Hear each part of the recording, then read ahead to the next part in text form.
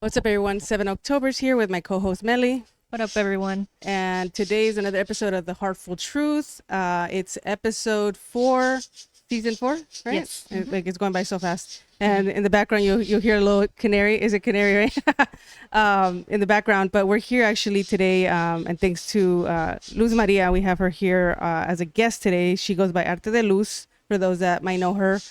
She's an artist, a creative, a wife, a mother, and a full-time student now.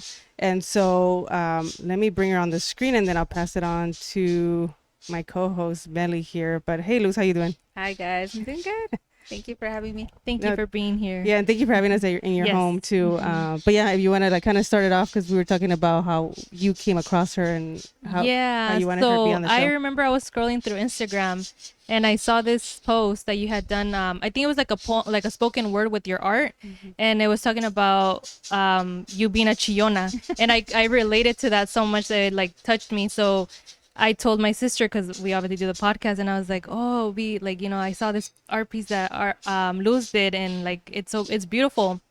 And so then we decided with the topic to talk about emotions, because I feel like it's a very important topic and not a lot of people talk about that. So I feel like to start off that topic, can you tell us a little bit of how your childhood or upbringing was like? Yes, first of all, thank you for mentioning that. When I put that out there, I was a little concerned of losing people. As I mentioned, lose people, and people come and go in and out of my life. And so you asked me a question and I already got sidetracked. Oops, let me find that one again. How was your childhood or your upbringing like? Well, overall, I would say it was pretty cool. I'm one of 7. I have 1 brother and 5 sisters. And sorry, I'm not crying yet. This is from my fan. It's hot in here. Yeah. So overall, it's pretty cool. We were growing up. We were very low. We were always considered low income, but I didn't know it at the time because what my mom would do is at the end of the month when the money would run out. You know how they say there's more month than money? That was us. So I didn't realize it until I got older as a teenager when you want all the cool clothes. But throughout my childhood, as the younger years, I enjoyed the end of the month because that's when we had to bust out the harina. And my mom would make homemade tortillas and the butter and beans and, the stuff that you can buy in bulk. And it was sustainable because it wouldn't go bad. So those were kind of cool times. And then my mom was always so good about taking us. We live in San Diego. So we would go to field trips. She would take us to Balboa Park, Old Town, Seaport Village.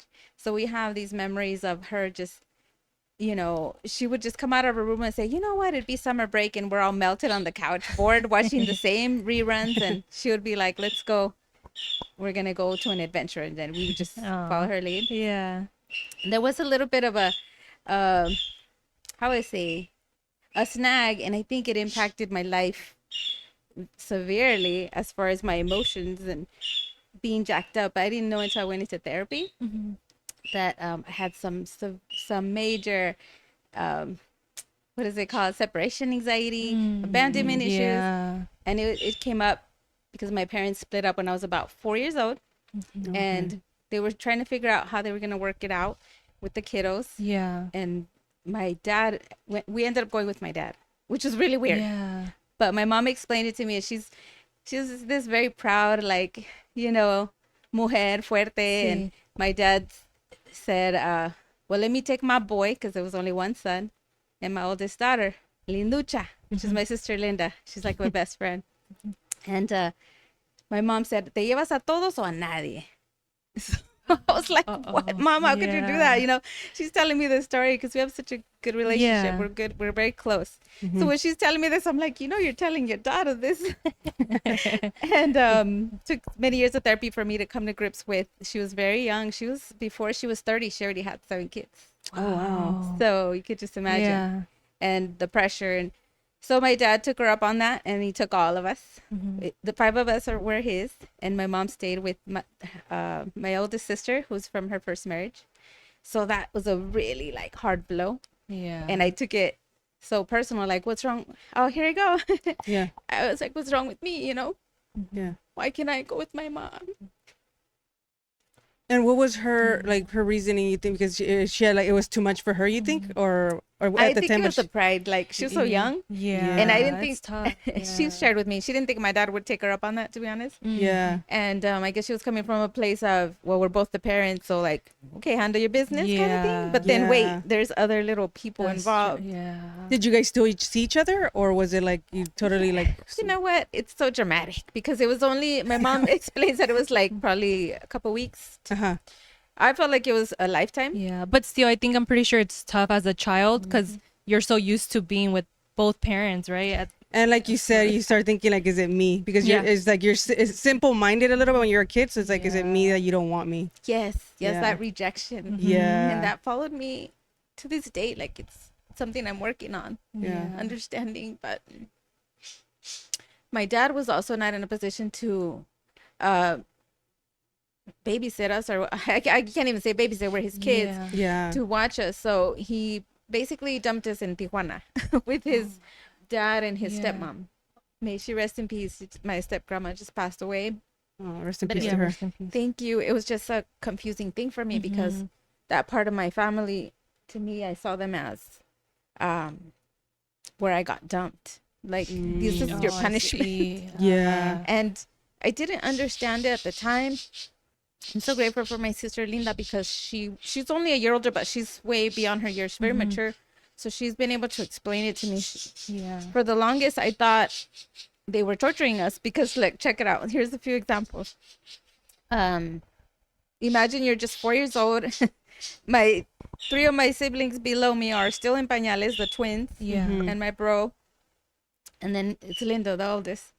And she's just this social butterfly. She doesn't care. You can leave her anywhere. She's happy. So, and then there's me that was so attached to my mom Yeah. and my big sister too. I always looked up to her. And so they dumped us over here in Tijuana. And that family, that side of our family is also really poor. They don't have running water. And their house, I used to call it the Dr. Seuss house because it's like in a little hill, and then the salas, one building, then you go down some llantas stairs. Yeah. Wow. Yeah. They were very creative. And then there was another building that was a bedroom, and then a room for where we could take baths or showers, buckets of water. So that's part of the, in my little imagination, I thought was the torture. Because No, yeah. nos daban baños con bandejas de agua, and you're like, why are you doing this to me? Yeah. Well, they didn't have running water. Now I understand. Yeah. And then they would make a big olla of caldo or whatever.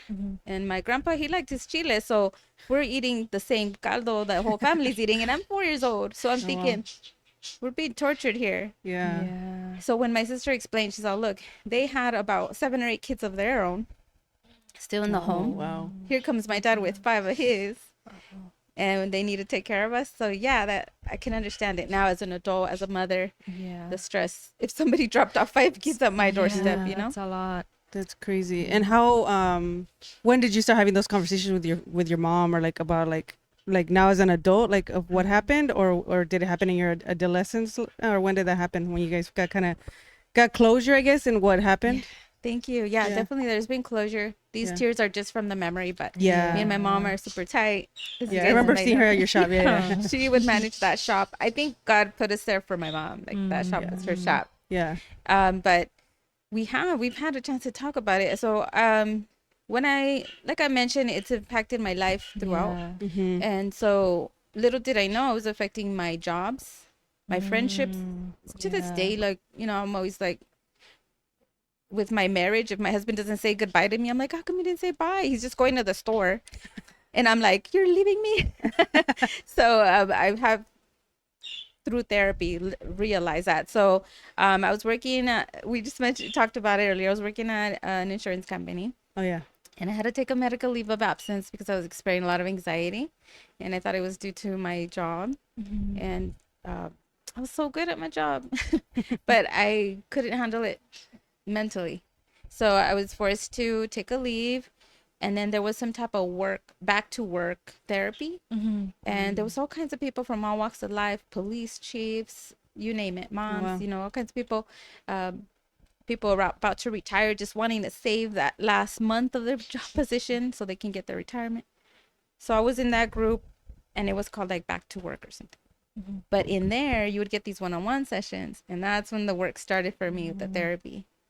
They started going back into your childhood, and as soon as I discussed that, I was like bawling. I didn't know where all these tears were coming from. I was like, what the heck? Like, it hit me like a ton of bricks. Like, kind of like this discussion we're having today. Like, oh yeah, it was great. And then this happened. Oh shoot. Yeah. Man, I was it, like, abandoned. it takes you back to that place, right? Kind of Yeah. Or even you repress certain things. Oh, that too. Yeah. And they surface that you Yeah. didn't know you had there hidden. True. And I mean, I would have nightmares for years after, and it really did a number on me. And I'm sure it did something to my siblings. That we all handle it in our own way. Yeah. But I always get sidetracked. So one of your questions was, when did I realize? So it was the therapy, and that kind of opened Pandora's box. Yeah. I would return to my workplace and lose a job. Same thing, the anxiety, panic attacks. Yeah. And I would find myself being forced to take a leave of absence. Then I would go to therapy. And so every time this happened, I got just a little bit closer to understanding it better, to where I am today, where I'm like, you know what? My grandparents were poor too. My mom was young. Like, my mom loves me, obviously. It was only like, she's mentioned it's a couple of weeks span when she realized that my dad left us there, that he didn't take us home. Oh, wow. She was like, oh shoot, I better go get my kids. So Yeah. her and my tia came to the rescue and brought us home. And yeah, we were definitely not well. Like, we came back tore up from the floor up, and they had to like clean us up and everything. And I don't hold it against it's my Rivas side of my family, my dad's side. Yeah. I can't hold it against them, but it's definitely put a wedge where I don't feel that connection or that need to want to get close to them. Or Yeah. It's kind of like what we talked about, like how I think through our growth journey we learn to forgive our parents, even though sometimes, like, because they didn't have a manual, right, to, like, I guess, be parents. And so sometimes we have to, even though it's hard, sometimes some of the things you look back to your childhood and you're like, oh, they did this and this. But sometimes I guess we, for ourselves, for our own sake, I think it's good to, I guess, try to forgive our best. It's hard though sometimes. it is. Yeah, because I think that's like the healing journey. It's like, because you have to, because if not, you're always going to have a victim mentality. Kind of, so like, I feel like certain people have like that victim mentality and they blame everybody. And yeah, you can blame your parents and stuff, but at what point are you going to like take the initiative and say like, okay, I need to forgive them. That way I can heal, right? Because if not, then you're always going to be stuck there, like always hating them and having all this resentment, when you can just let, because all that weighs on you. I'm pretty sure it weighed on you until you like had that conversation with your mom, and it was like, okay, I feel a little bit better. Yeah, because I think it affected me. I was married at a young age to a previous marriage. And I thought, we were in love. I was 19. He was in the Marines, all this stuff. And then when it didn't work out and he left, like, he legitimately just, like, there were some red flags, and he would say, one day you're going to wake up, I'm going to be gone. I'm like, haha, very funny. And yeah, he did it. I came home from work to find there was 2 closets in our little apartment. His closet was empty, and all that was, it's like a scene in a movie. All that was left was a belt, and it was swinging in the empty closet. And Oh, that gave me chills. I don't know. yeah, it was like, imagine a telenovela. Like, I collapsed to the floor and I started crying, and I was like so brokenhearted, and I fell into this depression. And then now that I've had treatment and things like that, I've been able to kind of talk about it and understand it. I wasn't even crying for that fool. It was the whole abandonment thing. That's what I was gonna say. Yeah, it traces back because it's like you were like reliving that moment. Yeah, again. that's what it. But I didn't know. Yeah. So could you imagine? I could have taken that. I had that was my encounter with a suicide attempt, because when he left, I was trying to patch things up. He came back for some stuff. I was like, don't leave. If you leave, boy, why am I here? So dramatic too, Yeah. But in my head, it was making sense. And yeah, it sent me into that place where I was just like, well, why am I here if I don't matter? And at 46 years old, this happened a couple weeks ago. I just realized it. I was like, oh shoot, I know what my problem is. So I shared this with Gabby, that I've been getting closer to God, doing Bible studies, and trying to understand that side of things. And the pastor suggested, okay, we're going to pray for anything that's negative in your life, any bad things, bad spirits, things like, Yeah. you know, from the other realm. I'm like, okay, I'm ready. Let's do this. Heavy duty work, you know? Plus, I see a therapist once a week. So God is working in my life from all angles. Yeah. And he said, when you're praying for these things to leave your life, try to think about when it came into your life. I see. So my husband and I went to school so I can pick up my books for this semester. And he ran into a friend of his who turns out he's a professor there now. It's so cool. Oh, wow. But I didn't get introduced. So imagine this. My husband is like, his friends are like, hey, ¿qué onda? Wally, right? And my husband Wally's like, trying to figure out his name too. And my he's got some issues right now going on himself with some anxiety and PTSD. So his brain is so haywire. And he's just trying to figure out who's this gentleman's name. No offense to the guy if he's hearing this, but they grew up in the same neighborhood. So he's like, dang, who's this guy? And in the meantime, this is going on in front of me like, hello, your wife is right here. So you're going to introduce us. And so I started feeling again like I'm not relevant. I don't matter. And we had a nice little talk about it. I was, you know, I had to wait a little bit because we had to go get my book. But afterwards, I was like, man, that's messed up. You don't introduce me. What's up with that? Maybe if I was prettier. Maybe if I was, you know, somebody else more important.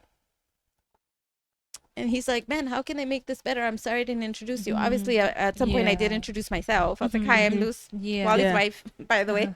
But I took it really, really, really personal. And so as we're running around town doing some errands, I'm driving.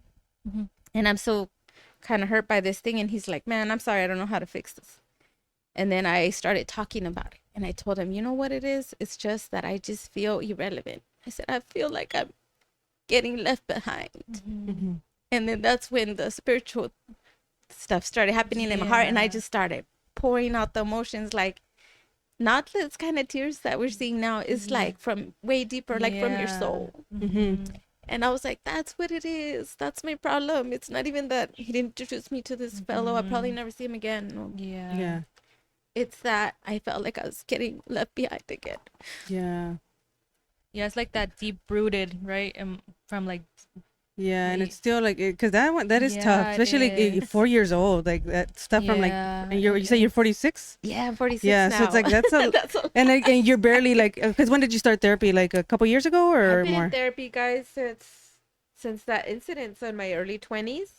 But it's all been in little gaps. That's what I'm saying, yeah. In between jobs and stuff. It's still an ongoing process, healing process, because that's a lot. It is. To like have that as a kid. I mean, especially all those ears. So you're trying to kind of heal all those ears that right? A little bit, like little patches. Yeah, you're getting, because we were talking about like, because I have never done therapy, but like this year is like my goal. It's like by the end of the year I want to find a therapist, because for sure like we have more like trust issues. Hard, yeah. So stuff like that, and that's affected for sure my relationship with other like relationships with people. Yeah. Not with friends and also like significant others, but for you the attachment was for grandma, right? Attachment with my grandma, because when my parents they're still together obviously, but they would work a lot during our younger years.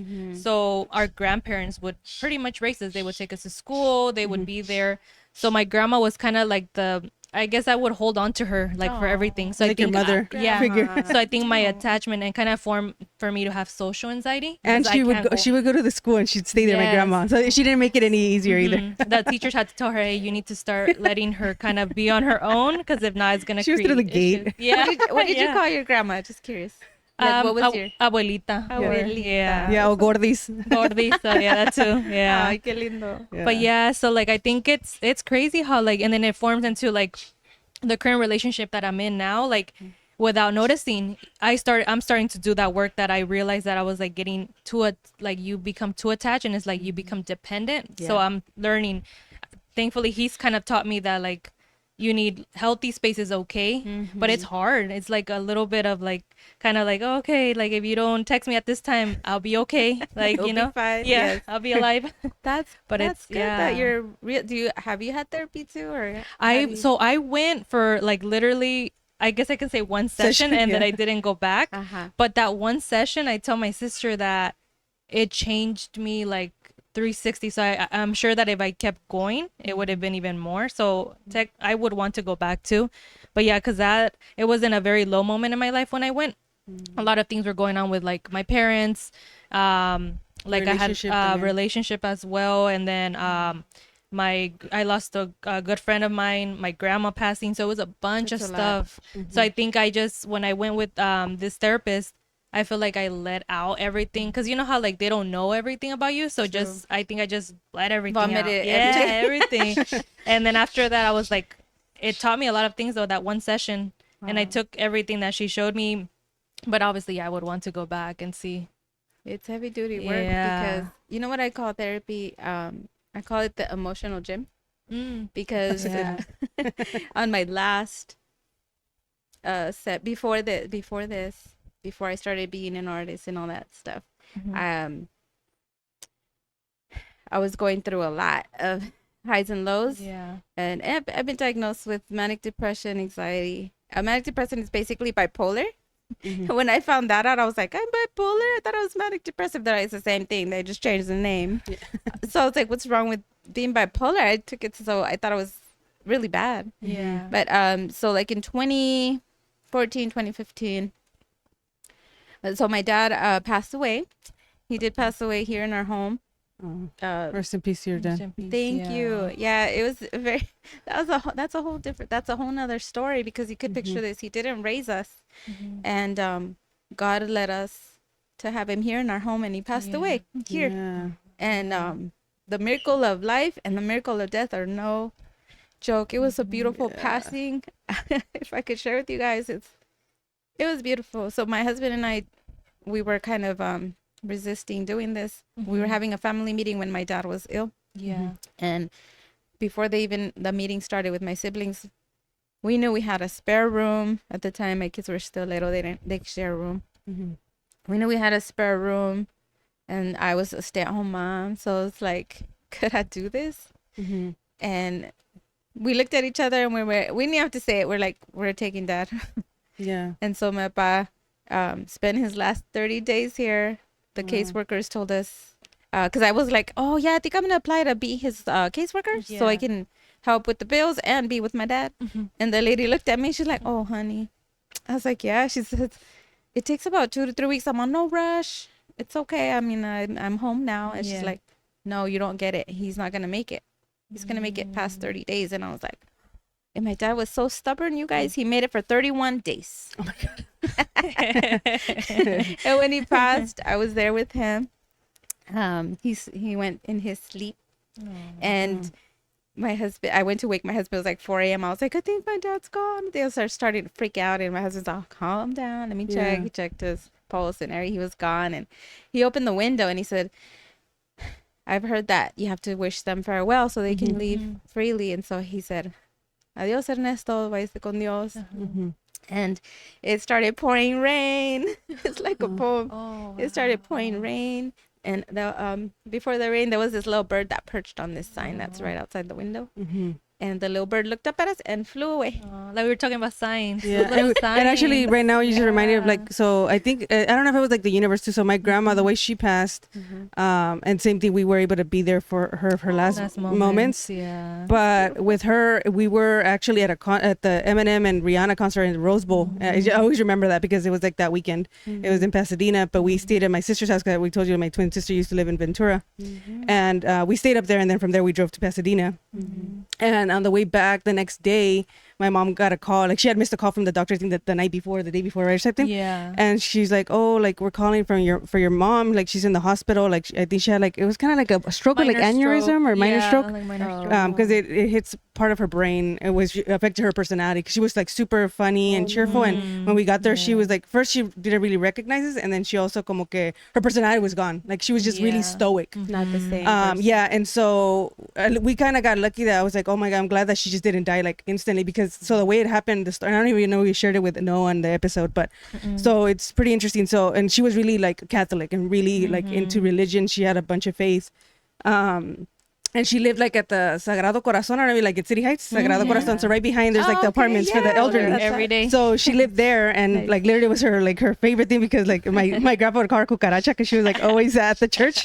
And so she would wake up every morning. She didn't even work there or anything because she was retired, but she would like clean the candles for like La Virgen de Guadalupe and all that stuff. Like she would just be the cleaner of the church, and so he called her cucaracha. But that day, I think the day of the concert, right? I think because we came back the next day to Cindy's house. I think the day of the concert was like August 12th or something. My grandpa went to church like they always do, and he always would sit like in the pew, and then while she went to go do her thing and cleaning the candles, and she always like she was like a Guadalupana, right? Yeah. So she always cleaned around like La Virgen de Guadalupe there in the church de Sagrado Corazon.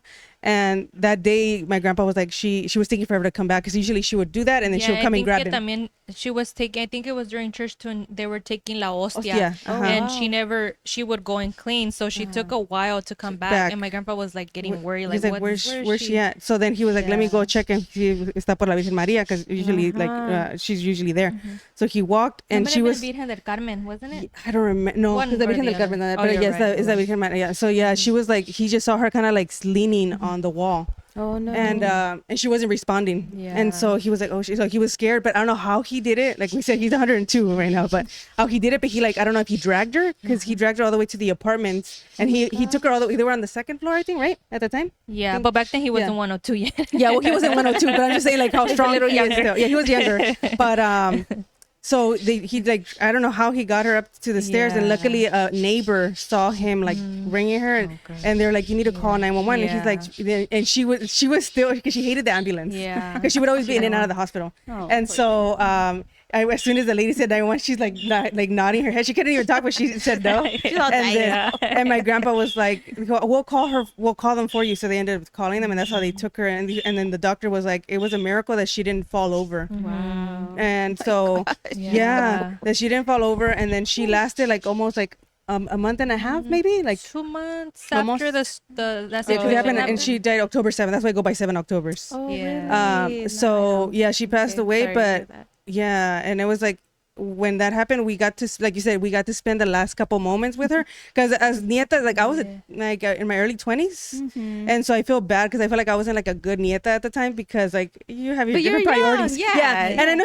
she understood. She was like, you guys have your lives, but I remember I was like, damn, I should have like visited her more or whatever. We start looking back. Yeah, and I was like, so kind of was a blessing to be able to spend the last like 45 days. Yeah. And then even being there like her last seeing the like, transition moment. like you said of like from life to death, it's something that like if you guys haven't experienced that, it's something, right? Like when you notice that like the last breath too, and I don't know, like it made me, I don't know, and then to kind of like to tie it in with your story though, it's kind of like about the signs because literally that day también like she was a huge like she mentioned La Virgen del Carmen. She loved that saint, and if you Google her, she's known for like being like something of like the rain and all this stuff, right? And so it rained that day too. Oh, are you serious? It rained that day, and then the when we took her to Mexico. Yeah, and then when we arrived in Mexico, when we took her finally her ashes like a couple months after, like she also it rained when we arrived to town. It's creepy. And then like that day that she passed away, like my mom we drove to the funeral home where they had her cremated.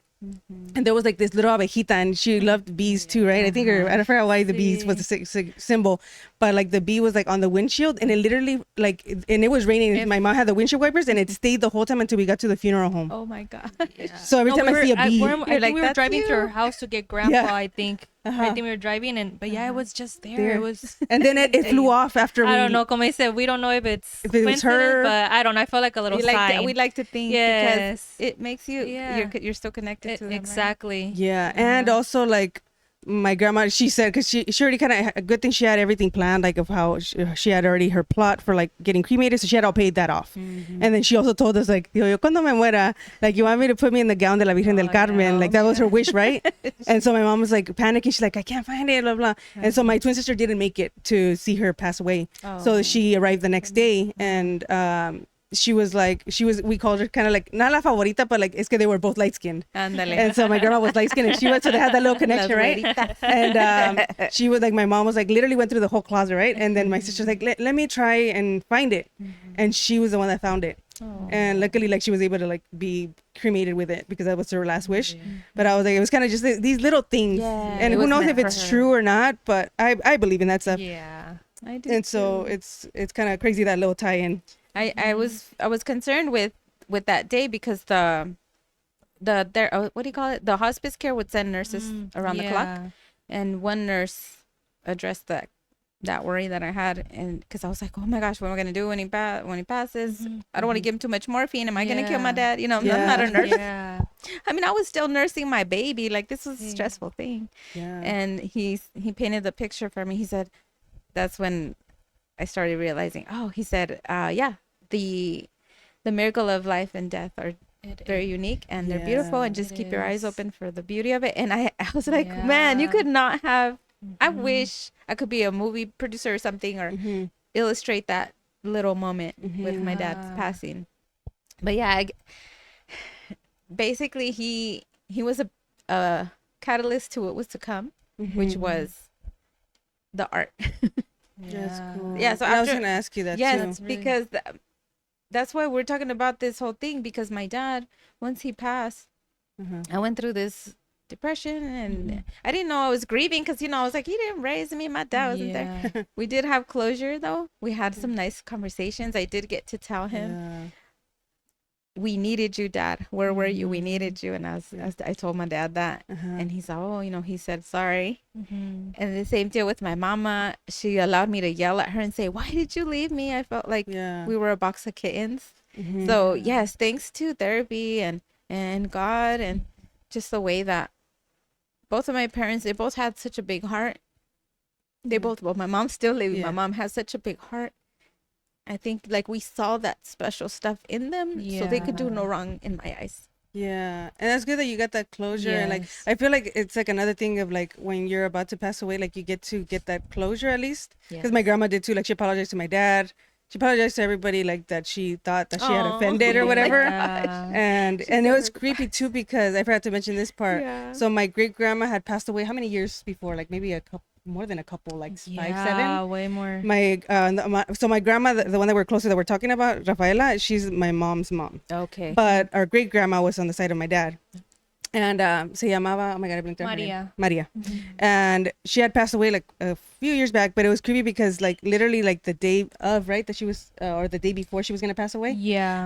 She said she was like, oh, Sergio, mira tu, or something, like pretty much that she saw her. And it was creepy because I was like, I don't know if she was like waiting for her on the other side, True. And then she just kept saying like about un árbol. So for me, that always stuck to me. I'm like, what, like, is it like the árbol de like from like the freaking Bible, or what is it? But I know they were playing like some landscape stuff in the TV, so I don't know, maybe she was just out of it. No, man, they say they gave us a little book, right? And it would say like the things that you're gonna start to notice. And one of them in the hospice book was, you're gonna start seeing loved ones that have passed. And my dad, he's so funny. My dad had this sense of humor. And he's like, oh, vi a mi hermano. I said, oh, sí, papi. He said, sí. Y dice, me estaba hablando. ¿Qué le dijo, pa? Dice, oh, ¿y tú qué tienes? Alta presión. ¿Y tú? Pues yo la tengo baja. I was like, my dad. It's so funny. I'm sorry. Era bien charrero, así decía mi papá. Bien charrero. He had his little sayings too, like, he would tell my little boy, ese es mi campeón. He would tell him. Yeah. And how did art, so you, because I was going to ask you about that, like how did art, when did it start, like your art journey, like it was right after he passed away, or? Yeah, so that's what I was thinking. I'm like, how did this come about? Yeah, because my dad, when he passed, I was dealing with the grief, and I even was confused about that. I'm like, why am I grieving? When was this too? Sorry. So this was I believe, end of 2014. Oh, that was my grandma. December. That was our grandma. Really? Yeah, October 7, 2014. Yeah. So my dad passed away a day after my son's birthday. Oh wow. So my son is from the 12th of December, and my dad passed 13th. So imagine we're down here with some little cupcakes. Happy birthday to my little boy. And my husband's like, sure you don't want to have your dad be part of it. My dad was not mobile anymore. He was very, very frail. Couldn't get out of bed and stuff. So anyway, it was a very difficult time. And I went to this grieving class that they offered through Sharp, you know, because they after hospice they were like, well, we also have some follow-up services. I'm all right. It's been 6 months, but am I grieving? What's wrong with me? I was so emotional and so sad. And I went to this grieving class and I got to meet with a group of people. And I was like, but it's been 6 months. And they were like, some parents were there, lost a child, and they're like, it's been 10 years. They're like, the grief process. Yeah. You know how they say the denial stage, all the stages. Oh, yeah. They're like, they're not in order and they're not timed. They're not timed. So I was like, oh, okay. So I was able to, and then so what, during that time, I was also having to get a job. Living in San Diego, you can't just live off of one income usually. So my husband and I were struggling. And I was like, well, how am I going to work? I'm a hot mess. Like these emotions, you know, they pop off. I can't function. And some family members were like, well, instead of trying to go back to the workplace, including my husband, and we're like, why don't you apply for disability? People get disability for mental health. I was like, no way. All right. So I applied. I was denied. And it's just a common thing. Everybody gets denied the first time, right? And with mental health, it's so hard because it's invisible illness, invisible disease. Yeah. And so the lawyers were like, well, why don't you, you know, you need a paper trail. Are you in therapy? Are you on medication? I've been in the past. I'm not now. They're like, well, you need to get on it. So I was like, fine, I'll go through the motions. So I did it to basically so I can qualify, because I know I'm tore up, but now I have to prove to the state. So little did I know it was like a miracle. What do they call it? Miracle in disguise. Thank you. Yeah. And so I enrolled in this. They call it outpatient extensive. I forget the name right now, but intensive outpatient therapy. Sounds intense. Yeah. And it is. So that's the emotional gym part. So I was signed up to go, I think it was 3 days a week, 4 hours a day. So out of 3 days I was there, and I would leave my hubby with my kids. He had to take a leave because I would come home really tore up. And just like when you go to the gym, you work out, you come back super sore.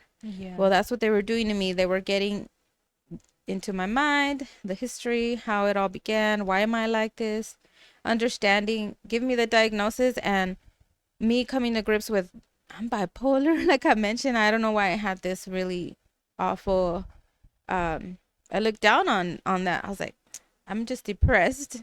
I'm not bipolar or something like that. Yes, yes, I am. All it means is they said I have bipolar tendencies, which basically for me it's I do experience highs and lows where I'll be very happy, and the next day I'll be so sad. Sometimes I would even be suicidal. Not anymore. I have nothing to worry about there. But it was so sad. I would fall into these really deep holes. And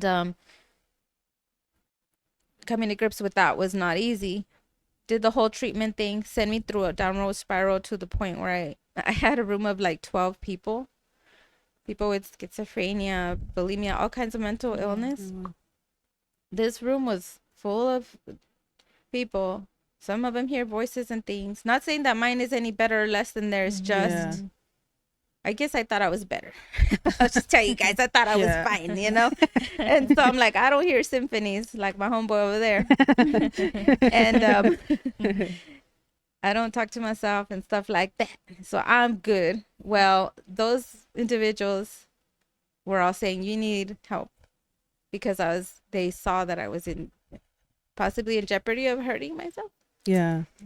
So, and one of my sessions, after like 5 months of being in this program, they sent an ambulance to take me, and I was hospitalized for 3 days. It was voluntary. Yeah. But I didn't want to leave. I was like, I need to be here. I told my husband, I need to be here because I'm messed up.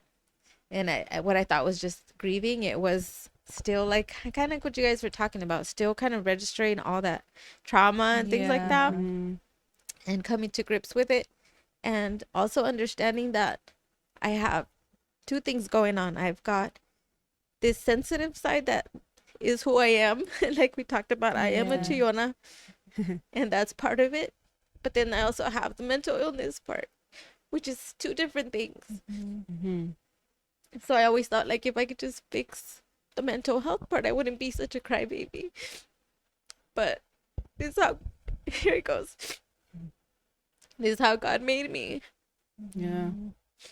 And so when I was in, I've shared this story before on other podcasts, and basically I'll be in the hallway during these breaks at the therapy before I was hospitalized.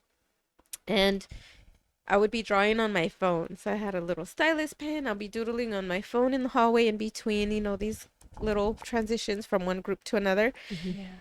And my therapist saw me there and she's like, "What you got there?" And I showed her some artwork and she's like, "Whoa, can you print that?" And that's when my first print was born. And I gladly share. It's sitting in a Sharp hospital. It's called Bipolar. Oh, Oh, nice. that's so awesome. Yeah, thank you. And when I picked that sucker up, I was like, this thing is real. Like this is tangible and Yeah. it's real. And then family members would see and they would start asking, "Hey, can you print me this? Can you make me that?" And it was just for fun. And then I had my husband encouraging me, "You should sell your stuff." Really? Where do I begin? So I started kind of looking into that.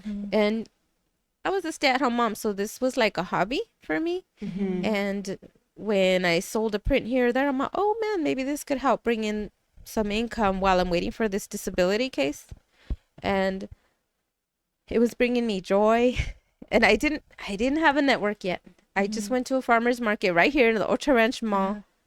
And they didn't appreciate my work, by the way, at all. I definitely had my setup was not what it is today. Yeah. Like I had borrowed a table from my mom. I had a Dollar Tree yarn that I hung up across with some little ganchos, laundry ganchos Yeah. for my prints that I printed from home, by the way.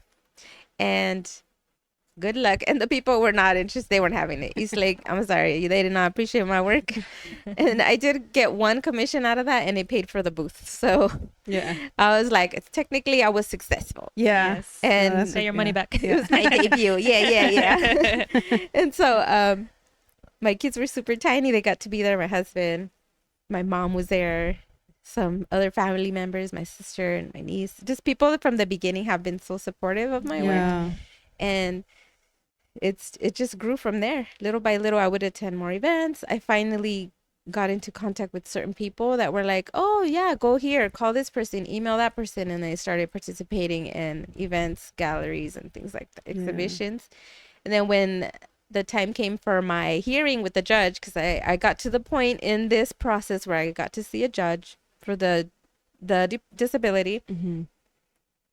Everything was going right. I was like a hot mess. I'm like, he's gonna see, I am not able to keep a job.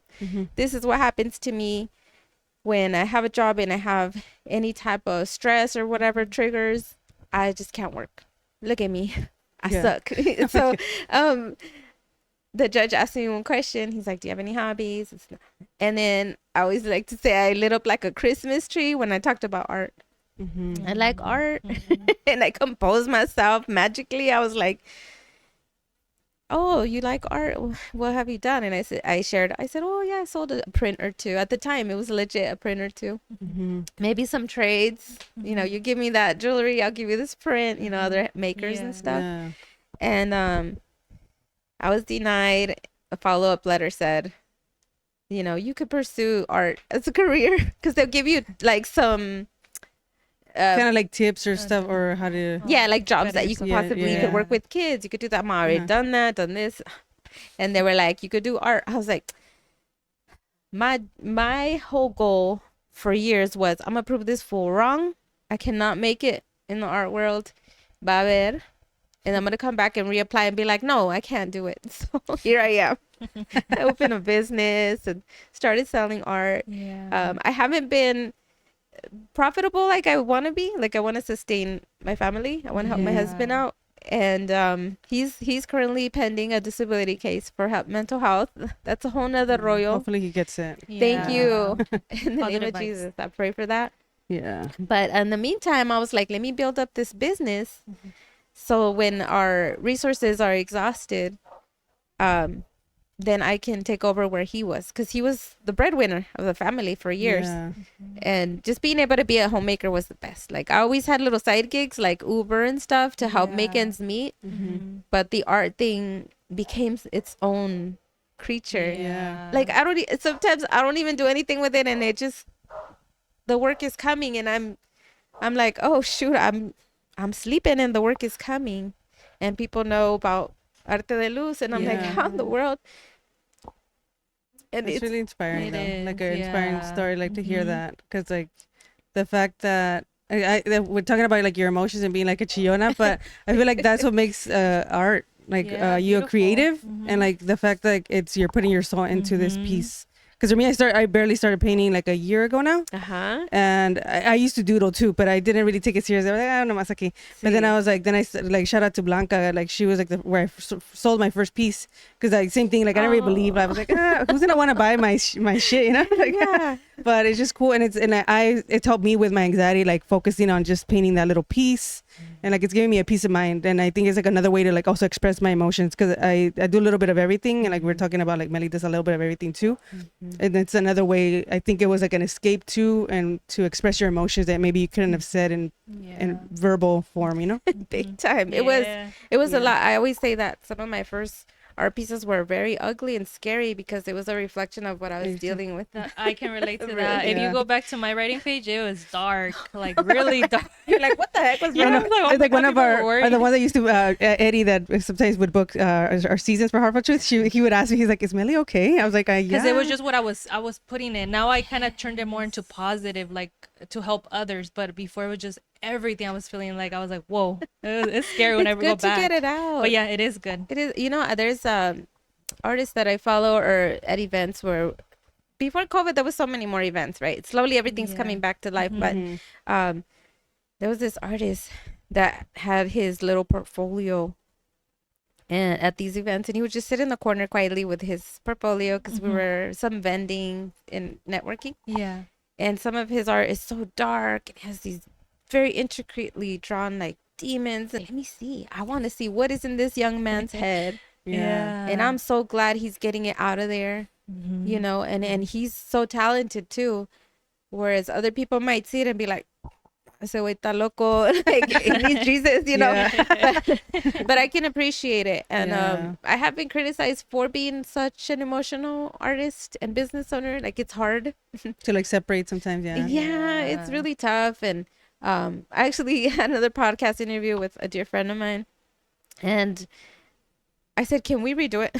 Because I was just so not in a good place. Yeah. Like me being able to share with you guys, I feel like it's a safe place. Thank you. I hope that whoever sees this, even if it's this one person, gets something positive out of it, because, I have survived,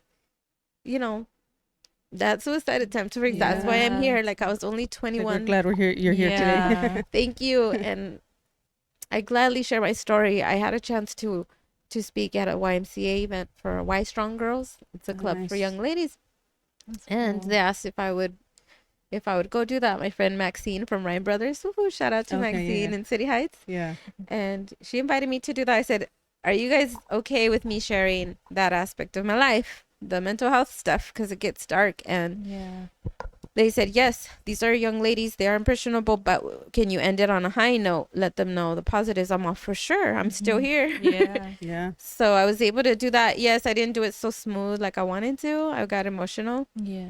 And sometimes when I think I'm past something and I talk about it, I'm like, maybe there's still a little bit of that left. But maybe it's every time I talk about it, I leave it somewhere. Like it's not in me anymore, right? Yeah. And I feel like at least one young lady was impacted by that, because at the end of this talk, because I also had a chance to conduct a workshop, so that was fun. Oh, nice.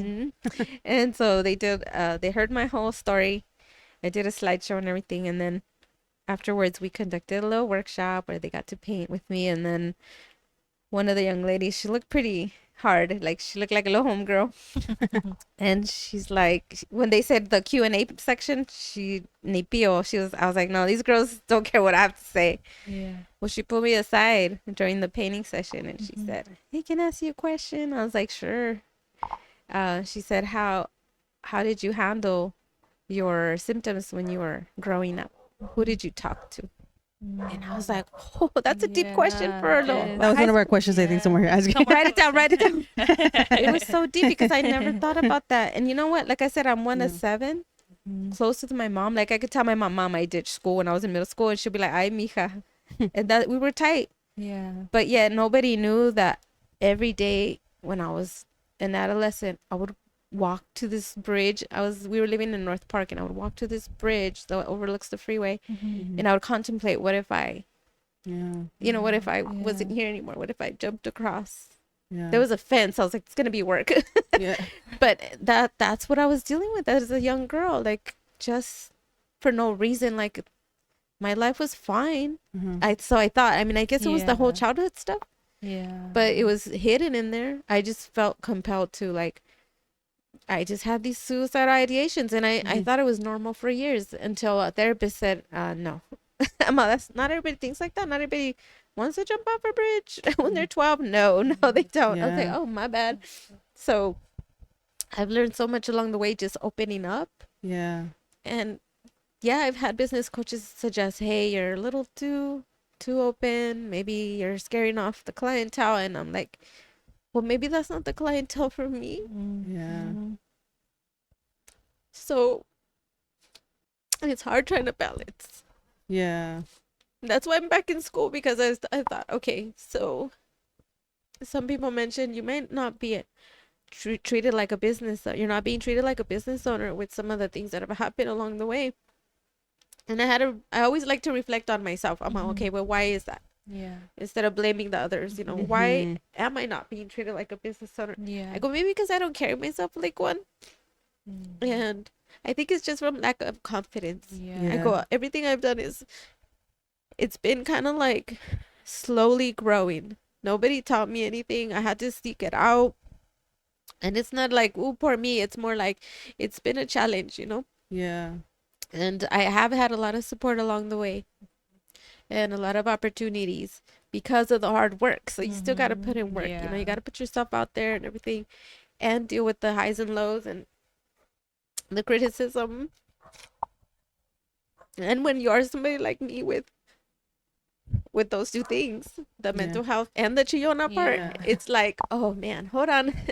I promise you, I'm strong. I just cry a little. Quote I just saw literally coming here talking about science. I saw one that said, Chillona pero chingona. Right? So, amen. Should be the episode name. And I hate this because, I mean, it's so sad. Like, people were going to see this. Ay, this girl nomás anda chillando the whole time, but... No, but it's motivation, honestly. Like, if I saw this episode, you learned so much. You will learn so much from it. Because I think you're in touch with your emotions. And I was going to say, I wish I was more. Because I feel like I haven't cried in a long time, but it's because, and it's probably me holding it. You want some? Here. Yeah, I know, right? Take it. I know. I'll trade you. And I know they say it's good for the heart too, like to cry and stuff like that. Because like holding it is bad for you. And I used to be like exactly like that, like cry a lot. But then for me, I went through grief and I shut down my emotions. So I'm trying to get back there, like, because I think it's a good thing to let out your emotions and not be afraid. For me, it's like I rather cry alone, and that's not a good thing. I think it's good to let those emotions out and feel them, because if you keep them in, it's not good either. That's true. You're right. You're right. There's times when I try to be all tough and everything, and it's not my cup of tea. Like, it doesn't work out for me. I mean, I will learn to accept. My therapist told me, because I said, why do friends come and go in and out of my life? I said, she's all, why do you always blame yourself? She's like, I've noticed you always think it's something wrong with you. And I go, yeah, because I think maybe it's that sensitive side of me, that emotional side, kind of pushes people away because they don't know what to do with me. They're like, they're there, and I'm like, if I see somebody cry, I'll ask them, do you want a hug, or what can I do for you? And I think sometimes people, they just don't know what to do with so many emotions. So I've lost a lot of friends, and what she said was, have you considered that maybe it's not what's wrong with you? It's that something's wrong with them, that they cannot handle you. So, and it's also, I feel like, a part of life too. Because like we've gone through a lot of people too that we don't even talk to. You keep elevating, and some people. Because everybody goes their own ways. Like everybody grows differently too. Because I mean, like the people that I used to hang out when I was young, I don't even talk to. I don't really talk to a lot of people from my past. But it's like, I think the real ones are. Yeah, it's like it's like you put people in your path for a reason. I think, like to teach you a lesson, or to, like, if they're still with you, then obviously that's a good thing. But I think it's like learning not to, like, take it personal. Yeah, because sometimes it's like you said, it's not you. It might be that person. That's like that's true. going It's a to their lot of own people, demons. girl, 'cause- Yeah. No, it's hard because I do get attached and connected, and then I recognize that I have those issues of I'm not good enough, you know. Yeah. So now, so yeah, you know, it's been a really cool journey to start seeing myself as, okay, well, kind of like no soy monedita de oro, para que le ven a todos si no me quieres ni modo. That's a good one. So that's how, yeah, I gotta learn to accept that. Yeah, and I was gonna ask you too. That kind of leads to my next one, like of like since you're like emotionally like in tune with yourself, right? Like, can you? Do you think you feel like you can read other like people's emotions, or can you easily tell like how people are feeling, or why and why not? And do you think it's like a useful ability? I love that question because yes, I have come to understand that is I'm really insightful when it comes to that. I have a dear friend since we known each other since high school, and she was posting a lot of pictures of her traveling and doing all kinds of stuff. Yeah, there was some clues her husband wasn't in the pictures a lot, so I started wondering like, oh, I wonder what's up with them, you know. And in one picture she was having like a girls trip, and I saw her eyes. She was smiling, but even in the picture I could tell, ma, something's up with her. She's not happy. And so I called her to say hi. We touch base every months apart. We always touch base, you know, life happens. Yeah. And I was like, what's going on, girl? Like, I saw your post. You got something going on you want to talk about? And she's like, how do you know, ma? You just look so sad. You look beautiful. She's taking care of herself. She's in great shape. We're the same age, and she looks so amazing. I'm like, dude, I want to lose weight, girl. Tell me your secrets. But she looks really good. But I saw it in her eyes, and we got to talk about it. And yeah, so there was a divorce and everything. You know, it's so sad. You have a family, but yeah, I could totally catch it. And then there was another woman who used to come to the shop regularly. She would sell those what is it, the weight loss products, like the schools, like Herbalife. And I think it's Herbalife, right? so she would come in, but she would also shop and stuff. And one time she just came in, and I said, "Oh, hola, cómo estás?" And then she just said one sigh, like, and I go, "¿Qué tienes? ¿Qué pasó?" And she was like, "¿Por qué?" Because she came in trying to be a hola, you know, like this very how do you say, high spirited kind of personality, loud kind of. And then some about her just said, ¿Qué te pasó? And she shared that her partner from that time, her boyfriend, passed away from COVID. Oh, man. And we just embraced, and we were still getting to know each other. We weren't like homies or anything. Like, we're just, you know, acquaintances. And yeah, she told me that had occurred, and I was like, ¿Cómo sabías? I'm like, I don't know, girl. I don't know. It's Jesus. It's Jesus. And then, what would you say are some misconceptions you think there are for people who might be seen as emotional that you can say? Oh man, that we're weak. That's one of the big ones.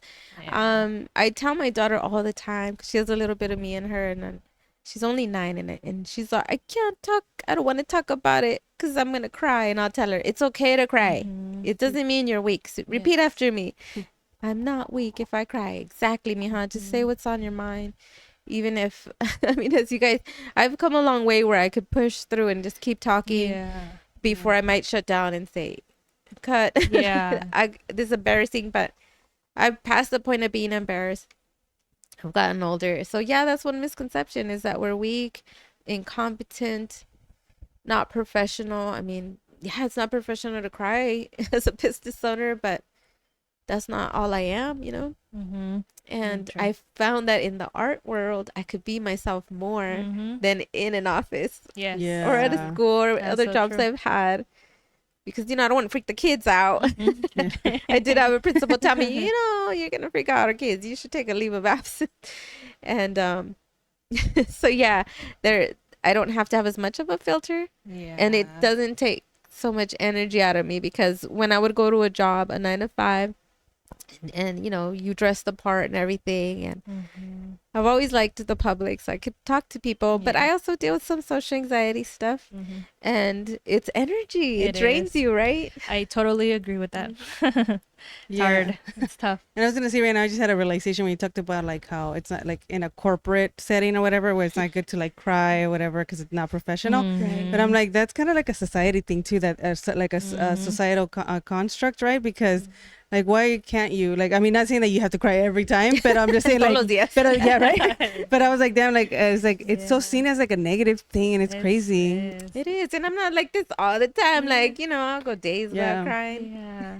It's like cry when I'm happy, when I'm sad. I cry for everything. Yeah. So No, but that's Did you want to ask like the empath one because it kind of goes with a little bit? Let me get back to that one.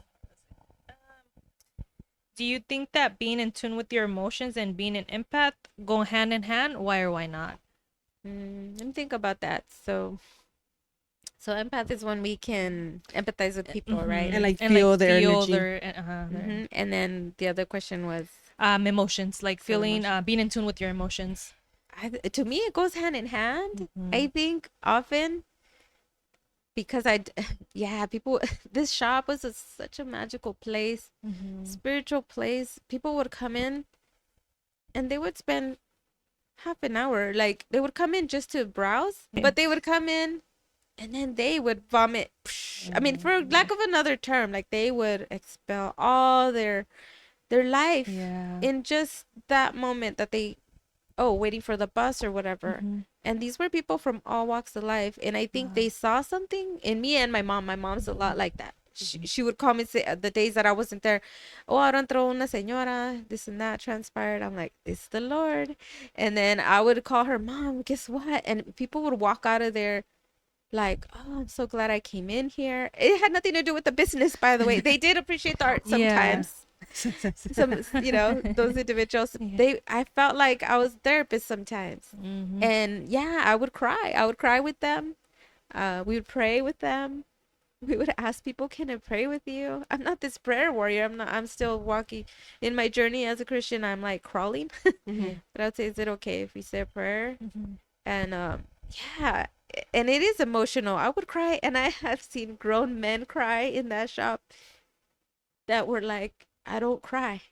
I just don't cry. And this tall gentleman who came in there toward the end when we shared with him that we were closing, because he was like, well, this is a cool place. And he was so like interested in what we were up to. And then we said, well, you know, thanks for coming in, but you know what? We are on our last leg. And he had tears in his eyes and opened up about his life and stuff.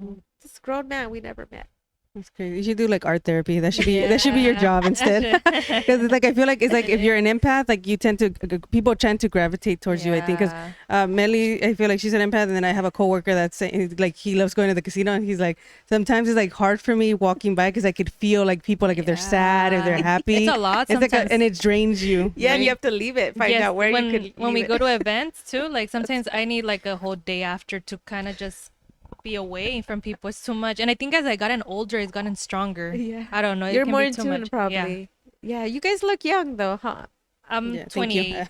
You guys are so young. I'm 34. It's But so amazing that you guys are able to do this and bring these type of talks out, because Yeah.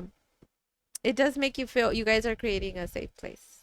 Thank Thank you. you. Yeah, that's what we Thanks a wanted to lot. kind of Yeah. like do, because like we said before we started the show, like offline, like we thought that a lot of artists, like we talk about our art and all that stuff, and it's fun, and obviously like we love sharing about Yeah. that, but we never get to like know you like as a deeper, like as a human being. So we wanted to do like that, like get to know, and like said, like little mini therapy sessions for everybody too. Yeah, after this I'm cleansed. I'll be like, oh, Yeah. I feel lighter. Right? I hope you guys too. I No, don't know. Yeah. Yeah. And then what's one thing, because obviously we talked about mental health, which is an important component too of this podcast. Like what's one thing that you do for your mental health besides your art? Like, is there anything else, like walks or other hobbies? Man, that's a good question. My therapist asks me frequently, because she'll be like, what do you do for yourself? And I don't know, even art has taken a back seat. It's so tough right now. I'm burning the Yeah. candle at both ends. Yeah. So I need to take a breather somewhere. Yeah. But that's a great question. I still don't know. Like, well, I am starting to walk. So my little girl, she had major growing pains, and her school is legit like walking distance. So we Nice. would drive her. But this year she's looking better. She's feeling better. She's all, Mom, how come, we don't just walk? I'm like, yeah, mija, I need to walk. So we literally this week started walking. Oh, that's So good. That's I always the find it start. nice. Yeah. I take walks and it helps me for sure. Being around nature, just like breathing Yeah. fresh air. Yeah. Yes. And even though through this episode you showed a lot of your emotion, but we'll say a specific moment. When was the last time you cried? Besides here today, 10 seconds ago. 10 seconds ago. Let me think. Oh, yeah.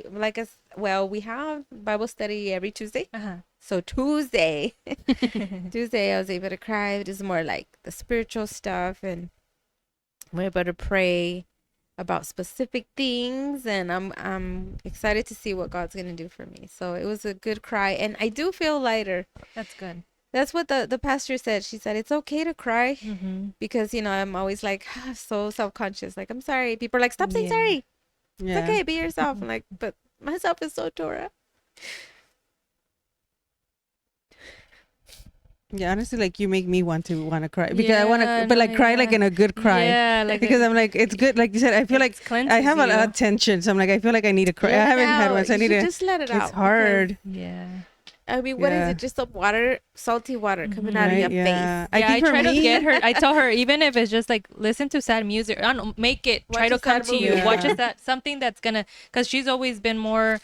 because I was like me It and my takes twin a sister lot, were like huh? the oldest one, so like in Latino culture, like always the oldest, like you tend to be kind of like the parent See. or like have the world on your shoulders. Yep. My sister So is that's like how I was like all my emotion, and I was like my twin sister was like the more extrovert. I was the introverted. And so I felt like I would always just bottle up hold on to them and just thinking like it was a sign of weakness is what I saw it as. And so and then my mom was also kind of the same way. Like now she's becoming more like emotional now as she gotten older. But I think I got that from her where like I held it and I saw it as people see me crying as like a weakness. So it was kind of like a protection to protect myself. I So- totally see that. And so I probably have to go to therapy. Maybe that'll make me cry, but you should just let it out. Even church too, because when you're in prayer every week, I'm like, I'm not gonna cry this time, so I'll like throw on some eyeliner. I'm like, I'm not gonna cry. And without a doubt, like when you just close your eyes and you get into the zone, and spiritually it's the most beautiful thing because you can ask God to help you. Just ask him, help me let it out, Lord. Just let it out, because you're holding it all in, and that's not gonna do you any good. It's just stuffing it down. I have a great example in my oldest sister. She's a lot like you, because she was like the little mom. yeah. And she was so tough, and she's still so tough. And she was the home girl. Like if nobody would mess with me. If they knew that I was Stormy's sister, they would walk away. They wouldn't mess with me. But I always saw her as this pillar, like really tough. And for her to cry, it takes a lot. Yeah. And I think we got happy tears out of her birthday this year. We had a little Nice. celebration for her.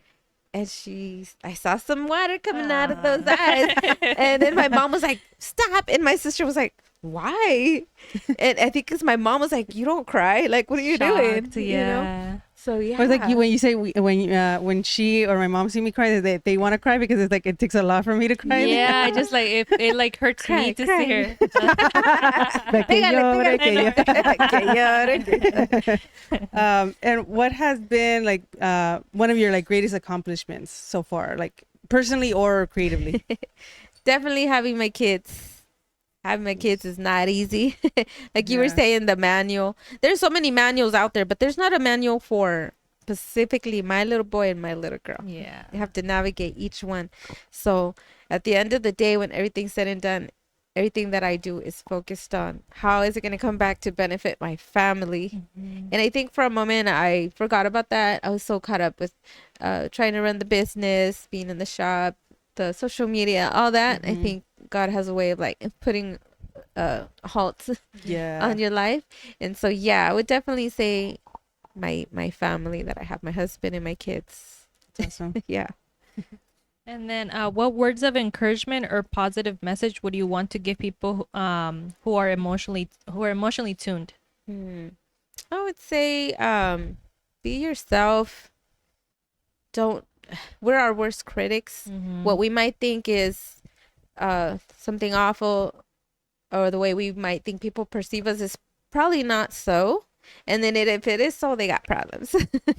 You know, so just be yourself, be free, find something that makes you happy, brings you joy, like a hobby like art or something else, music, whatever it may be. Because I think art did help heal me in a way that it was an outlet, let me express myself, and it allowed me to connect with other people who might have otherwise not discovered that they might have some mental health issues too. So yeah, be yourself. That's good. And then usually we ask this for every guest. So our show is called The Heartful Truth, and we kind of always wanted to get like to see what everybody thinks of the name and like what it means to you. So when you hear that phrase, like, what do you think of the Heartful Truth? I think this interview feels like the heartful truth because it's everything that comes from the heart. Like we're talking about loved ones that have passed, and what more? There's nothing greater than our loved ones. Yes. And losing them and having them in our lives, and also just sharing past experiences and being able to open up. You're coming from your heart. And I just learned in Bible study that the heart is mentioned so many times in the Bible, but it refers to our mind, because our mind is where, you know, everything happens, but we feel it here. That's why we say, oh, my heart is broken, but it's all in our minds. So it's like the mindful truth too, you know what I'm saying? Yeah, and that's why we have the little logo, right? Like the brain and the heart. Because I feel like it's connected. Yeah. Because it feels like it's good that you brought that up. Yeah, because you're the first one, I think, maybe to say that, right? Yeah. Yeah, because that's what another thing is. Like, I feel like, your emotions come from your brain and your to heart. be a little bit logical too. Because if you lit too much with the emotion, then it's just a balance, I guess, a little bit of both. Yeah. And you want to ask and then the last one that we just started doing this season is what is a heartful truth about yourself? Maybe like something that you know, but that maybe sometimes it's hard for you to hear. Something that I know that's about yourself. Like you're self-aware. That's hard for me to hear. Oh, that it's okay to be who I am. It's really hard because of the friends that I have lost, that I thought we would be old and gray together. And relationships, and also the opportunities in business too. Like I think maybe I've lost some opportunities, and in jobs. I mean, I lost so many jobs. I've had job after job, and it's hard for me to hear that I'm good at something, because how can you be good if you always have sorry. No, you're fine. And I feel like you've accomplished a lot, honestly. Like, and everything that you, like, your whole like journey that you shared with us, like, it's really inspiring. Like, say that you're still here. That you're still like that. You were a business owner. That's a big and then you're going back to school too. Like, that's a big step. Like, trying to go back to school to try to do like become like the businesswoman that you probably want to see yourself as, right? Yes. And so that you're going to get those skills, that knowledge. Like, I think it's inspiration, and whoever's listening, I'm pretty sure they'll get something from a little bit of the things that you sprinkled through the episode. Thank you. And thank you so much. And then is there anything that you want? This is gonna drop probably like in October? Probably sometime in October. October or anything. But is there anything you wanted to like shout out or plug in or anything? So even though I'm a full-time student now, I'm actually going to school, by the way, for graphic design. Nice. Because everything I've learned on my own is on YouTube. So I need to tweak those skills, and then a certificate in small business entrepreneurship, which I need a lot so I could act like a business owner. But I got sidetracked again. What's the major question? Anything that you wanted to shout out? Shout out. Okay, so I blanked out too. Sorry. Thank you. Sometimes I'm like that cat meme. The cat meme that's like the one that's like zoning out. I don't know if you've seen that. That's me. That's me too, girl. Well, the reason I brought the education up is because although that's gonna be taking the driver's seat right now, I still have art in the back. So I do have an event. I'm gonna be participating. It's once a year at Valhalla Nursery. I can send you the date. Okay. Yeah. Definitely. And so I'll be vending there. And then any other events? I'm kind of slowing down on that. I am an instructor at Oasis Learning Center. It's for people 50 and up. It's Oh, open to the nice. public. They just register. Where's that at? It's in Grossmont. Oh, nice. Grossmont I should tell my mom I to go. know. Tell her to Yeah. go. We need more people. And I'm cool. only doing that twice a month on a Monday. Okay. And so the next class I'm teaching is Monday. Nice. So I'll be teaching that, and it's beginner acrylic, which, as you guys, if you follow me, I'm a digital artist. So I'm teaching the beginner stuff because that's cool. what I know. Nice. So that's what I'm up to in the art scene, and it's on the down low. I'll do some commission work. Yeah. Oh, yeah. And then shout out to you because you're helping me with my October event too. thank So you. 21st to do the spooky photo op. So Excited. that's exciting. And yeah, we'll try to get my mom to go or something because Yeah. Keep her busy. she can learn. I mean, she was a good drawer too. She Yeah, did a lot of our H. projects when we were younger. So she'll probably enjoy that. Really? Yeah. What's her name? Rosa. I'll look out for Rosa. Yeah. I don't have any like raza in there, so it'd be nice. Oh, yeah. Oh, she loves to talk, so Yeah. throw it in there. Yeah. Well, I mean, thank you so much for opening up and being vulnerable and sharing Yeah. your story. It's really, like I said, inspirational, and I hope the best of luck with everything with school. And I'm hoping, like I said, you can open another shop. That would be really cool. But yeah, anything else before we get out of here? Well, thank you so much. We appreciate you for being on here today. Thank you. Can you guys edit all the? It's like, and then we cut the whole The whole episode. video It'll just be like, "Hi, Luz." It's like bye, 16 Luz." minutes. No, I appreciate you guys, and I just want to say that you guys are an inspiration to me as Thank you. young entrepreneurs, as you guys are, and I can't wait to see where this podcast goes down the line. And maybe the next time we meet, I will be, like you said, in another shop Yeah. doing big things and supporting our family. Yeah, That's a the big- businesswoman like I don't know if you've seen Romy and Michelle's high school reunion where they're like, we're businesswomen. the Post-its. Yeah. I mentioned those. Yeah. But yeah, thank you so much everybody for tuning in. We have here her Instagram, Arte De Luz. Go follow her. Follow us at the Heartful Truth. We'll put some pretty much links in the description for her Instagram and all that. And thank you guys for tuning in for another episode. We appreciate you guys. Thank you. Peace. Peace out. Peace.